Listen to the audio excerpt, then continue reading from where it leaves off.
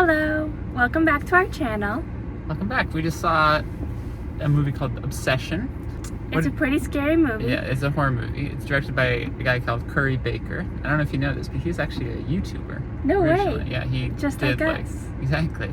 He does like comedy shorts and stuff. I haven't seen any of them, but I heard that he's like a young director and this is his first like feature movie. But he did a lot of YouTube shorts. No way, we'll have to watch those. Yeah, I know. Actually, speaking of YouTube, we have to take a moment to thank all of our new subscribers. Exactly. Yeah, it's so much fun. We just love making the videos. So thank you for subscribing. And thank you for interacting with the videos. Yeah, and just to warn you guys, this will contain spoilers as well. So we saw Obsession. So we saw Obsession, and we are both horror fans, I would say, and we didn't know anything really about the plot going in, which is also really fun. So, what did you think, Madeline? You tell me. I am obsessed. Yeah. No, but like I liked it. I Yeah. totally liked it. I thought that it was that interesting horror where it's comedy and horror. Yeah. You know, like mixed. Mhm. But I think that sometimes comedy horror it doesn't feel right. Like the mixture doesn't feel right. But this one was like I thought it was a really like clever, interesting amount of I thought so too. both. I agree. I had so much fun with it, honestly. Yeah. I thought it was that perfect mixture, but sometimes with that mixture, it can get a little bit that the comedy moments just feel like pure comedy. But for this one, I always felt tense, even in the kind of more light moments, because I just felt like something could turn really quickly. Yeah. And I thought the way that it built tension kind of throughout was just really good. And just like really subtle touches about the editing and it's a fun horror. And whenever I've talked about this before with horror, but I love horror when it's kind of about something real. Yeah. And obviously the title is about obsession, and the movie is about like the dark side of that. Oh yeah. From the main character initially, and then obviously you see this kind of psychotic side with her when he makes the wish, but how that's such a selfish, like demented thing to want to like possess somebody like that. I just thought it was really, really interesting. Yeah, definitely. I definitely thought that was part of it, but I definitely think that that's like more thinking about like the boy side of it, like when it's possessed. But like I thought of it more as like the girl's side, where it was like that amount of love. Like if you love someone so much, like in normal life, if you love someone so much, then it literally can become that. Yeah. You know, like exactly. people do that. Like Yeah, people stalking. like do crazy stuff. They like murder, they murder people, they stalk, they'll do anything for love. People will do crazy things for love. So I think it was like, I thought that side of it was interesting. I totally agree. And even playing off that like more, it's like he kept on being like, this was my dream, but like now it's my nightmare, you know? Like he so deeply like wanted her to love him, and then in the end, like she does, and it's like the worst thing ever. Right, exactly. Yeah, it's like careful what you wish for kind of.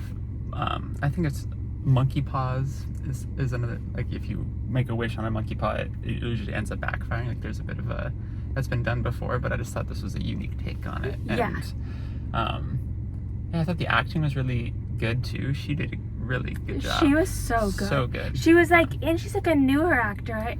Yeah, I think so, because it's a pretty small movie, you know? I think it's a smaller budget. But she was totally cute and believable, and like she like played that like the two sides really well, where she was like totally demented, but then was like, wait, but I love you, and you're like, oh, like she does kind of love you. Yeah. And I thought that either the way the actress moved, or I think it was also with clever editing techniques, like speeding up and slowing down, those moments when she was kind of ducking in and out was really unsettling.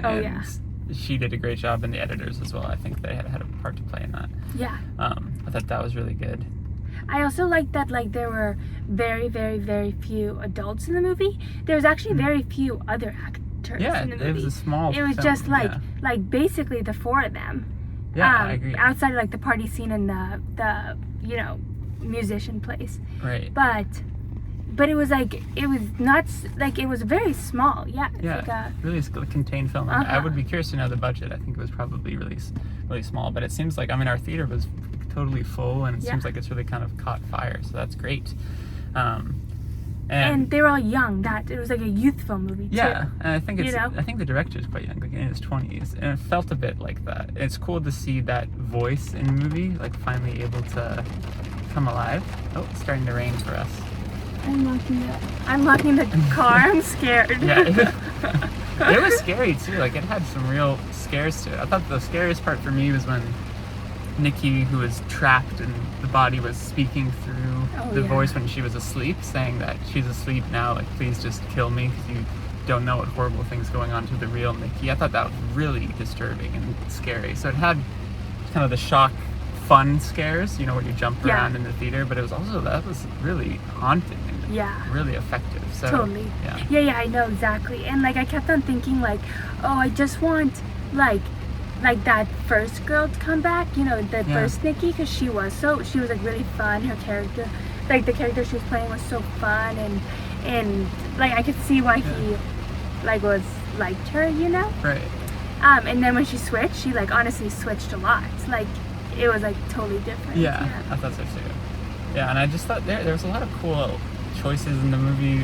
One time he was talking with his friend, like soon after he makes the wish, and you see in the background her just staring at them, but it's kept totally out of focus, but you just know that something deeply wrong is going on. Yeah. And it's just really good. Yeah, I really definitely. liked it a lot.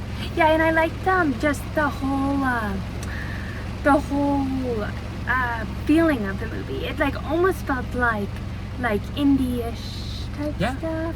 I think probably, you know, I think it's like, probably classified as that, I would imagine. Yeah. Yeah, like it was. I don't know. It just had an interesting feeling. Like it didn't have that classic horror film feel.